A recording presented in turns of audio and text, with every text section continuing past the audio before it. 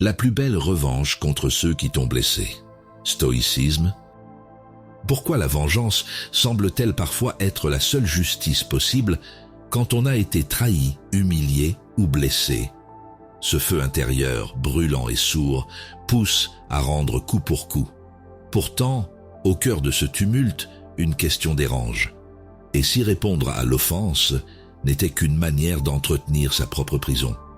Le stoïcisme nous invite à examiner cette tentation sous un autre angle, celui de la maîtrise de soi.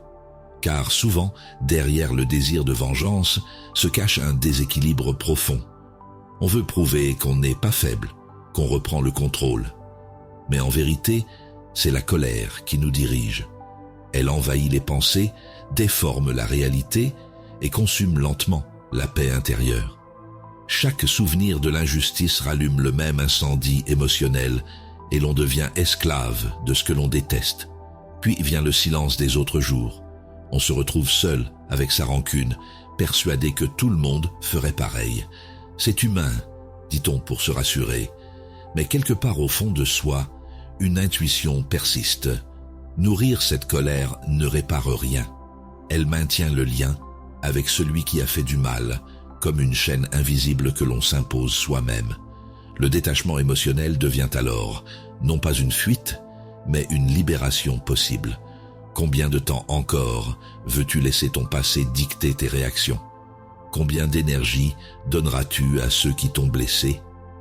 Le stoïcisme enseigne qu'il est urgent d'apprendre à distinguer ce qui dépend de nous, nos pensées, nos choix, de ce qui ne dépend plus, les actes des autres. Tant que tu vis dans la réaction, tu leur offres encore ton pouvoir. Et si cette colère était en réalité un signal, un appel à te recentrer sur ta croissance personnelle plutôt qu'un symptôme de faiblesse? La vraie force ne réside pas dans la revanche, mais dans le calme retrouvé après la tempête. Maîtriser ses émotions, c'est reconquérir sa vie. C'est refuser que le passé continue à gouverner ton présent. La vengeance stoïcienne n'est pas destruction, elle est transformation intérieure. Marc Aurèle écrivait « La meilleure vengeance est de ne pas ressembler à celui qui t'a offensé ». Ces mots résument toute la sagesse du stoïcisme, transcender plutôt que répondre. Ici, sur le stoïcisme révélé, nous explorons ces enseignements anciens pour t'aider à transformer chaque blessure en occasion de clarté et chaque épreuve en chemin vers la paix intérieure. Si ce que tu entends résonne en toi, abonne-toi à notre chaîne Le Stoïcisme Révélé. Laisse-nous un like sous cette vidéo pour soutenir notre travail et partage en commentaire ton expérience face à l'injustice ou au pardon. Ensemble, découvrons comment transformer la douleur en sérénité et construire une vie où plus rien ni personne ne peut troubler ta paix intérieure. Commençons par la première vertu, reconnaître la douleur sans s'y attacher. La première épreuve du chemin stoïcien est d'admettre la blessure sans lui laisser gouverner notre esprit. Le stoïcisme ne nie pas la souffrance. Il nous apprend à l'observer avec lucidité pour retrouver le contrôle de soi. La vengeance semble parfois offrir un réconfort, mais elle ne fait qu'entretenir la brûlure initiale. La vraie question devient alors, comment ressentir pleinement sans devenir esclave de ce ressenti? Dans un cadre professionnel, imagine quelqu'un qui t'a injustement discrédité devant les autres. L'humiliation te serre la gorge, tes mains tremblent, ton cœur s'emballe. Tu rumines des réponses cinglantes, des scénarios où tu regagnes ton honneur par des mots plus durs encore. Mais plus tu y penses, plus ce collègue occupe ton esprit, et moins tu maîtrises ce qui t'appartient vraiment. Sénèque disait « Ce n'est pas parce qu'on a souffert qu'il faut infliger la souffrance ». Cette phrase rappelle que réagir dans la colère, c'est donner du pouvoir à celui qui t'a blessé. Le sage observe sa douleur comme on regarde une flamme derrière une vitre. Il en sent la chaleur sans se laisser brûler. Le premier pas vers la paix intérieure consiste à reconnaître la blessure tout en refusant qu'elle dirige tes pensées. Admettre ta peine n'est pas une faiblesse, c'est une preuve de force intérieure. refouler l'émotion ne fait que prolonger sa domination silencieuse. La philosophie stoïcienne invite à accueillir ce trouble comme une donnée de l'instant, puis à le laisser se dissoudre sans résistance inutile. C'est dans cette honnêteté calme que naît la possibilité d'une croissance personnelle authentique. Épictète expliquait « Ce qui trouble les hommes, ce ne sont pas les choses elles-mêmes, mais l'opinion qu'ils en ont. » En changeant ton regard sur l'offense, tu cesses d'être prisonnier de l'offenseur. Chaque fois que tu choisis de t'apaiser plutôt que de répondre, tu pratiques une forme noble de détachement émotionnel. Tu apprends ainsi à garder ton équilibre là où d'autres se perdraient dans le tumulte. Plus tard, dans un contexte familial, cette même sagesse s'applique différemment. Face à un proche qui réveille d'anciennes blessures par une parole maladroite, tu respires profondément avant de parler. Ce calme surprend autour de toi. On attendait ta réaction et tu offres au contraire un silence plein de présence. C'est ainsi que ton attitude devient ton enseignement silencieux. Reconnaître la douleur sans s'y attacher n'est donc pas renoncer à soi, mais retrouver son centre malgré le chaos. Celui qui maîtrise ses émotions se libère du joug des autres et ouvre la voie vers une sérénité durable.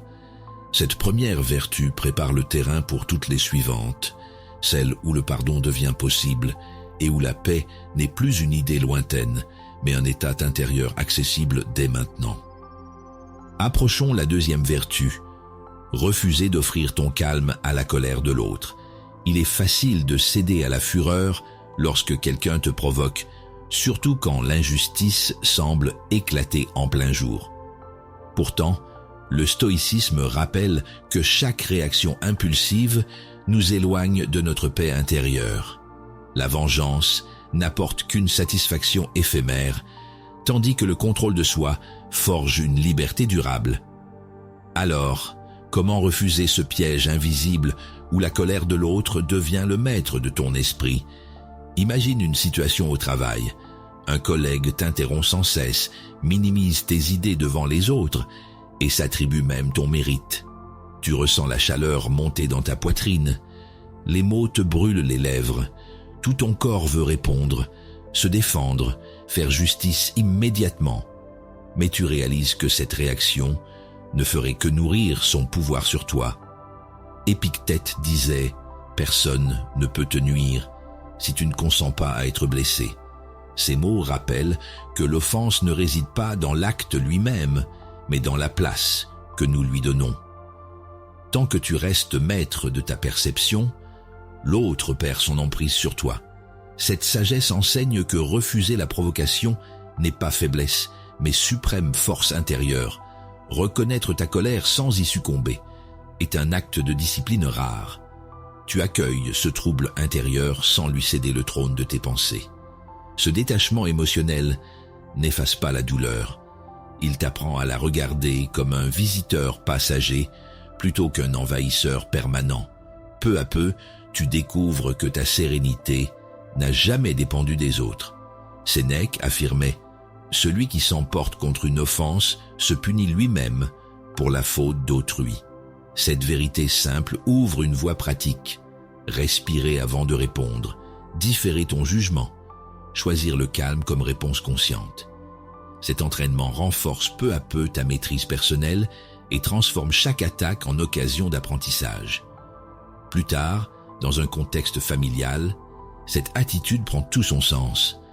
Un proche élève la voix, répète un reproche ancien que tu croyais apaisé.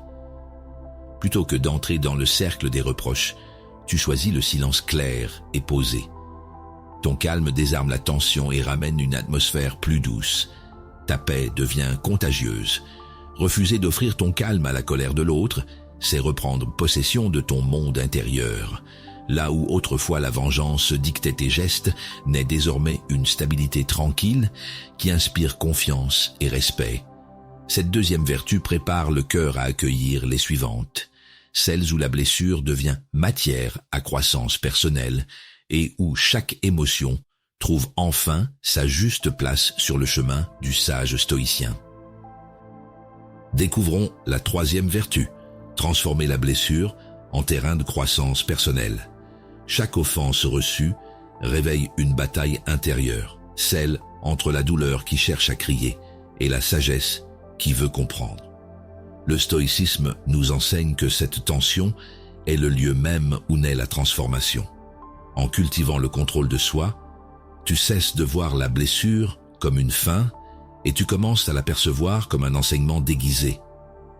La question devient alors: comment convertir cette émotion brute en levier de paix intérieure? Imagine une situation entre amis. Un proche auquel tu faisais confiance partage sans ton accord quelque chose de personnel. Tu te sens trahi, le cœur lourd. Les pensées tournent sans repos. L'instinct voudrait rompre tout lien ou rendre l'appareil, mais au fond, tu sens que cela ne t'apporterait aucun apaisement. C'est là que commence l'apprentissage stoïcien. Observer ta réaction, plutôt que d'y céder. Marc Aurèle affirmait « Ce qui arrive à l'homme est fait pour lui, car il a le pouvoir d'en tirer profit. » Ces mots rappellent qu'aucune épreuve n'est vaine si elle nourrit ta croissance personnelle. La trahison devient alors un miroir. Elle révèle non pas ce que l'autre vaut, mais ce que toi tu choisis de devenir après la douleur. Ainsi s'ouvre le chemin du détachement émotionnel. Non pour oublier, mais pour apprendre à exister au-delà du trouble.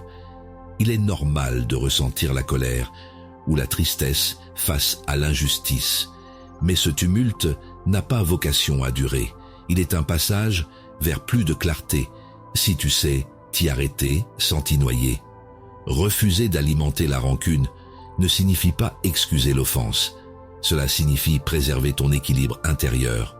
Ce travail intime forge peu à peu une force tranquille qui ne dépend plus des autres pour exister. Sénèque enseignait « Aucun vent n'est favorable à celui qui ne sait où il va ». Lorsque tu donnes un sens noble à ta souffrance, elle cesse d'être un fardeau et devient direction. Tu apprends à orienter ton énergie vers ton évolution plutôt que vers le conflit, cultivant ainsi une maîtrise de soi plus stable. Cette orientation consciente transforme ton passé en matière première pour ton développement intérieur. Plus tard, dans un contexte professionnel, cette philosophie prend racine autrement. Face à une critique injuste d'un supérieur, tu ressens encore ce pincement familier, mais ta réaction change. Tu observes ton émotion sans qu'elle prenne le dessus et choisis d'agir avec calme et lucidité. Ta sérénité surprend, inspire même ceux qui assistent à la scène. C'est là que ta vengeance se fait grandeur silencieuse. Transformer la blessure en terrain de croissance personnelle, c'est refuser que l'offense devienne ton identité. C'est offrir au monde une réponse apaisée quand tout incite à riposter. En pratiquant cette vertu, tu découvres que chaque douleur contient déjà en germe ta libération future. Et c'est précisément dans ce silence fortifié que commence la véritable paix intérieure. Reprenons contact avec la 4e vertu. Trouver la force dans le contrôle de soi, quand tout pousse à réagir. Quand l'injustice éclate au grand jour, chaque fibre de ton être réclame une réponse. La colère veut jaillir, les mots se pressent, et la vengeance semble être la seule issue pour apaiser ce tumulte intérieur. Pourtant, le stoïcisme enseigne que c'est précisément dans ces instants d'agitation que se révèle la vraie puissance, celle du contrôle de soi. Trouver la force dans le calme, c'est apprendre à ne plus être gouverné par ceux qui t'irritent. Imagine une situation dans un commerce. Un client t'accuse à tort devant d'autres, élevant la voix, semant le malaise autour de toi. Ton cœur s'emballe, ta mâchoire se crispe, tes pensées se bousculent, entre justification et colère. Tout en toi veut prouver ton innocence immédiatement, quitte à hausser le ton pour te défendre. Mais au fond, tu sais que réagir sous le feu de l'émotion ne ferait qu'alimenter le conflit. Épictète enseignait « Celui qui provoque ta colère te conquiert chaque fois que tu perds ton calme ». Cette parole rappelle que céder à l'impulsion revient à remettre son pouvoir entre les mains d'autrui. Le sage stoïcien choisit plutôt la retenue lucide. Il agit selon la raison et non selon le tumulte. En adoptant cette posture intérieure, tu transformes l'instant d'offense en occasion d'affirmer ta liberté. Ce n'est pas nier ce que tu ressens, c'est refuser d'en devenir prisonnier. Reconnaître l'émotion est nécessaire, mais lui obéir aveuglément t'enchaîne au comportement de l'autre.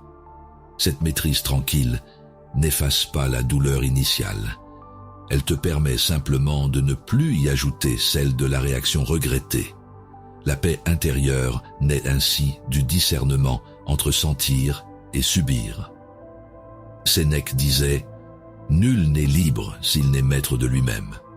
Ces mots tracent un chemin concret vers la sérénité. Respirer avant d'agir, différer la réponse pour choisir celle qui sert ta dignité plutôt que ton orgueil. C'est dans cette discipline patiente que s'enracine une véritable croissance personnelle. Peu à peu, tu apprends à canaliser ton énergie vers ce qui élève plutôt que vers ce qui détruit. Plus tard, dans un moment intime face à ton propre reflet, tu repenses un peu à cette scène sans amertume ni honte. Tu réalises que ton calme a eu plus d'impact que n'importe quelle riposte bruyante. Ce détachement émotionnel devient alors une victoire silencieuse sur tes anciennes impulsions.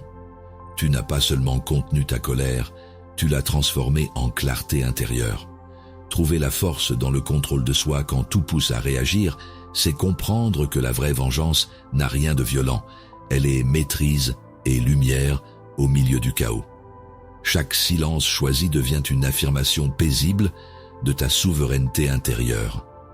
Et sur ce chemin apaisé s'annonce déjà la prochaine étape, celle où le silence lui-même devient réponse et où la paix cesse enfin d'être un effort pour devenir une évidence durable. Éclairons la 5e vertu, laissez le silence répondre là où la vengeance voudrait parler. Quand l'injustice nous effleure, le premier élan est souvent celui de la riposte. On veut prouver, expliquer, rendre coup pour coup. Pourtant, le stoïcisme rappelle que la parole née de la colère est rarement celle de la sagesse. Et si le vrai courage consistait à choisir le silence, non comme une fuite, mais comme un acte suprême de contrôle de soi? Imagine une scène dans les transports. Quelqu'un te bouscule sans s'excuser, puis t'accuse injustement d'avoir provoqué l'incident. Les regards se tournent, ton cœur s'accélère, tu sens la chaleur monter à ton visage. Tout en toi voudrait rétablir la vérité sur le champ, mais tu choisis de respirer et de ne pas répondre. Ce calme soudain te surprend toi-même. Il désarme l'instant et dévoile une force tranquille. Marc Aurèle enseignait « Ce qui ne nuit pas à ton âme ne peut te nuire réellement ». Cette phrase éclaire ce choix silencieux. Si l'offense n'altère pas ta vertu, elle reste sans pouvoir sur toi. Le sage comprend que l'autre n'a d'emprise que sur ce qu'on lui accorde. En préservant ton calme, tu restes maître du seul territoire véritablement tien, ton esprit. Se taire alors que tout pousse à réagir demande plus de courage qu'un discours enflammé. C'est un exercice d'humilité et de lucidité à la fois. Tu reconnais ton émotion sans t'y soumettre, tu observes ta colère sans lui laisser dicter ta conduite. Ce détachement intérieur devient le socle d'une paix durable. Sénèque disait « La colère commence par la folie et finit par le remords ». En choisissant le silence réfléchi plutôt que l'éclat impulsif, tu échappes à cette double prison. Cette attitude n'est pas indifférence mais discernement conscient. Elle ouvre la voie vers une forme plus subtile de maîtrise personnelle, où chaque instant devient terrain d'apprentissage. Plus tard, dans un cadre professionnel, cette sagesse prend corps différemment. Face à un collègue qui critique injustement ton travail devant d'autres, tu écoutes sans interrompre ni te justifier aussitôt. Ton attitude déstabilise l'agresseur et inspire respect aux témoins silencieux. Là où autrefois tu aurais riposté avec véhémence, ton calme devient maintenant ta plus belle revanche. Laisser le silence répondre là où la vengeance voudrait parler, c'est comprendre que tout cri extérieur affaiblit la voix intérieure du sage. Ce mutisme choisi n'est pas vide. Il porte une présence pleine et stable qui élève au-dessus du tumulte. Dans ce silence habité commence déjà la victoire invisible du stoïcien sur ses passions. Ainsi se prépare naturellement la suite du chemin. Apprendre que ce silence n'est pas seulement une réaction maîtrisée, mais un espace fertile où germe la vraie paix intérieure, celle qui transforme toute offense en occasion de grandeur paisible. Franchissons la 6e vertu. Comprendre que la paix intérieure est la seule victoire durable. Il arrive un moment où l'on comprend que répondre à l'offense, c'est prolonger le conflit en soi. La vengeance paraît offrir un soulagement, mais elle enchaîne davantage qu'elle ne libère. Le stoïcisme enseigne que seule la maîtrise de soi mène à une vraie victoire, celle de l'esprit sur ses propres tempêtes. Alors, comment atteindre cette paix intérieure quand tout en toi réclame justice? Imagine une scène au travail. Un collègue t'a injustement blâmé devant ton supérieur pour dissimuler sa propre erreur. Ton cœur bat plus vite, ton visage chauffe, ton esprit élabore 1000 ripostes possibles. Pourtant, tu décides de ne pas alimenter ce jeu d'ego et de te concentrer sur ton devoir. Ce choix silencieux devient ton premier pas vers une liberté que personne ne peut enlever. Marc Aurèle enseignait « Celui qui vit en accord avec lui-même vit en accord avec l'univers ». Ces mots rappellent que la véritable revanche n'est pas dans la réaction, mais dans la cohérence entre tes valeurs et tes actes. Lorsque tu refuses de trahir ta sérénité pour corriger l'injustice, tu cesses d'être victime des circonstances. Tu retrouves ton équilibre là où d'autres se perdraient dans l'amertume. Reconnaître cette tension intérieure demande du courage. Tu sens encore le goût amer de l'humiliation, mais tu comprends qu'y répondre serait céder le contrôle de ton monde intérieur. Chaque fois que tu choisis le calme plutôt que la colère, tu renforces ta liberté morale. Ce détachement émotionnel n'est pas indifférence, il est lucidité profonde. Sénèque disait « Celui qui se domine lui-même est plus puissant que celui qui conquiert une cité ». Cette phrase trace la voie pratique du sage, revenir à soi chaque fois que l'injustice frappe à la porte. Cultiver le contrôle de soi n'efface pas la douleur, mais empêche qu'elle gouverne tes décisions. C'est ainsi que naît une croissance personnelle, authentique et stable. Plus tard, dans un cadre familial, cette transformation se révèle pleinement. Un proche évoque une vieille querelle avec amertume, espérant raviver l'ancien feu. Tu écoutes sans réagir, puis réponds avec douceur et clarté. Ce calme inattendu désarme la rancune et ramène un silence apaisé dans la pièce. Là où autrefois tu aurais riposté par orgueil, ton attitude témoigne maintenant d'une sérénité nouvelle. Comprendre que la paix intérieure est la seule victoire durable, c'est admettre que rien d'extérieur ne mérite de troubler ton âme. Ce chemin exige patience et constance, mais il libère d'un poids invisible, celui du besoin d'avoir raison ou de rendre coup pour coup. En choisissant cette voie stoïcienne, tu ne gagnes peut-être pas aux yeux du monde, mais tu triomphes là où cela compte vraiment, dans le royaume paisible de ton propre esprit. Cette 6e vertu ouvre naturellement vers la suivante, celle où le pardon devient non plus un effort moral, mais un acte spontané de liberté intérieure, ultime expression de la sagesse stoïcienne face à toute blessure humaine. Entamons le pas vers la 7e vertu, pardonner non pour l'autre, mais pour libérer son propre esprit. Pardonner semble souvent impossible quand la blessure est encore vive. Le stoïcisme nous enseigne pourtant que ce geste n'est pas une faveur accordée à l'autre, mais une délivrance offerte à soi-même. En cultivant le contrôle de soi, tu cesses d'entretenir la plaie que la rancune maintient ouverte. La question n'est donc plus « pourquoi pardonner ?», mais « jusqu'à quand veux-tu rester prisonnier de ce qui t'a détruit ?» Imagine une situation familiale. Un proche t'a trahi par ses paroles, révélant un secret confié dans un moment de vulnérabilité. Tu ressens ce mélange d'amertume et de tristesse, cette chaleur amère au fond de la poitrine. qui revient chaque fois que tu y repenses. Tu veux t'éloigner, prouver que tu n'as plus besoin de lui, mais cette colère silencieuse te suit où que tu ailles.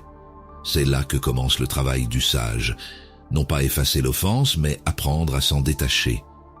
Sénèque affirmait « Celui qui pardonne libère deux âmes à la fois ». Ces mots rappellent que le pardon n'est pas oubli, mais délivrance mutuelle. Tant que tu gardes rancune, tu restes lié à ton offenseur par un fil invisible. Le stoïcisme t'invite à couper ce lien en retrouvant ta paix intérieure, plutôt qu'en exigeant réparation. Reconnaître la douleur sans s'y agripper demande courage et humilité. Ce n'est pas excuser l'autre ni nier l'injustice subie, mais choisir de ne plus en faire ton fardeau quotidien. Cette lucidité tranquille marque le passage du ressentiment à la sagesse. Elle transforme la vengeance en compréhension et ouvre la voie vers une croissance personnelle sincère. Marc Aurèle enseignait « Il faut être indulgent envers les ignorants, car ils ne savent pas qu'ils se nuisent eux-mêmes ».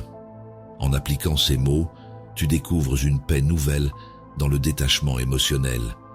Pardonner devient alors un acte de maîtrise intérieure, non pas une faiblesse morale, mais une affirmation puissante de ton autonomie spirituelle. Tu reprends possession de ton esprit là où l'amertume voulait régner. Plus tard, dans un contexte de transport bondé, quelqu'un t'insulte sans raison apparente. Ton premier réflexe serait autrefois d'affronter ou d'expliquer. Mais tu te contentes d'un regard calme avant de détourner les yeux. Ce silence apaisé te surprend toi-même. Il n'y a ni honte ni colère, seulement un espace clair en toi où rien ne t'atteint vraiment. C'est ainsi que se manifeste concrètement ta libération intérieure. Pardonner non pour l'autre, mais pour libérer son propre esprit, c'est comprendre que la vengeance enferme et que seule la sérénité délivre. Le pardon devient ici le point culminant du chemin stoïcien. Il ne répare pas le passé, il purifie le présent. Et dans ce relâchement ultime, naît une joie silencieuse, celle de celui qui a transformé sa blessure en lumière et trouvé enfin sa véritable paix intérieure. Le chemin parcouru à travers cette exploration du stoïcisme t'a conduit de la blessure à la clarté, de la colère à la maîtrise de soi. Tu as appris que la vengeance ne libère jamais, qu'elle ne fait que prolonger la douleur qu'on prétend guérir. En observant tes émotions avec lucidité, tu as découvert que le contrôle véritable commence lorsque tu cesses de vouloir contrôler les autres. La sagesse stoïcienne t'enseigne alors à distinguer ce qui dépend de toi et ce qui n'est qu'ombre passagère. Ton esprit devient lieu de discernement et ta présence, un refuge paisible. Cette transformation intérieure est déjà victoire, silencieuse mais profonde. Dans cette nouvelle réalité apaisée, la paix intérieure n'est plus un idéal lointain, elle est une pratique quotidienne. Comme le rappelait Marc Aurèle, l'obstacle sur le chemin devient le chemin. Ce qui te blessait hier devient aujourd'hui matière à vertu et croissance personnelle. En cultivant ton détachement émotionnel, tu découvres une liberté que rien d'extérieur ne peut ébranler. Chaque instant devient exercice de contrôle de soi, chaque silence un espace où naît la sérénité. Ainsi s'exprime la vraie vengeance selon la philosophie stoïcienne, non pas dominer l'autre, mais se gouverner soi-même avec constance et sagesse. Sur le stoïcisme révélé, nous avançons ensemble sur ce sentier exigeant mais libérateur. Rejoins cette communauté d'esprit en quête de clarté et d'équilibre. Abonne-toi si tu souhaites approfondir ta pratique du stoïcisme et partager tes réflexions dans les commentaires. Ton like n'est pas qu'un geste numérique. Il témoigne d'un engagement envers ta propre croissance personnelle et envers ceux qui cherchent, comme toi, à cultiver la paix intérieure par le contrôle de soi et le détachement émotionnel. Ensemble, nous faisons vivre cette école moderne de sagesse où chaque échange nourrit la vertu commune. Souviens-toi enfin, la véritable force ne réside pas dans la réaction, mais dans l'attention tranquille que tu portes à ton âme. Continue simplement d'avancer avec présence et discernement, car dans chaque instant vécu avec lucidité se trouve déjà toute la grandeur du sage stoïcien.